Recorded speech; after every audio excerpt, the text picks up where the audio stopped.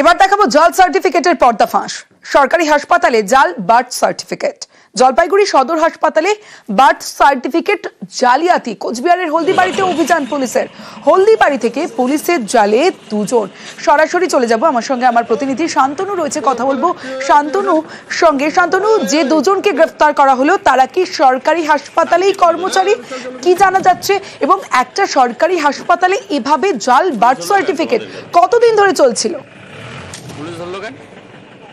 দেখো, পুলিশের কাছে যেটা অভিযোগ জমা পড়েছিল সেটা হচ্ছে 2018 সালে জলপাইগুড়ি যে সদর হাসপাতাল রয়েছে সেখানে হলদিবাড়ির এক বাসিন্দা সন্তানের জন্ম হয় এবং সেই নাম পরিবর্তন করার জন্যই কিন্তু এদের দ্বারস্থ হয়েছিলেন সেই ব্যক্তি। এবং সেক্ষেত্রে দেখা যাচ্ছে যে তার সেই যে সার্টিফিকেট তিনি তৈরি করে সেই ব্যক্তির হাতে দিয়েছিলেন সেটি পুরোটাই জাল। এবং জলপাইগুড়ি সদর হাসপাতালের জায়গায় দেখা যাচ্ছে যে মেখলিগঞ্জ হাসপাতালের কথা উল্লেখ রয়েছে।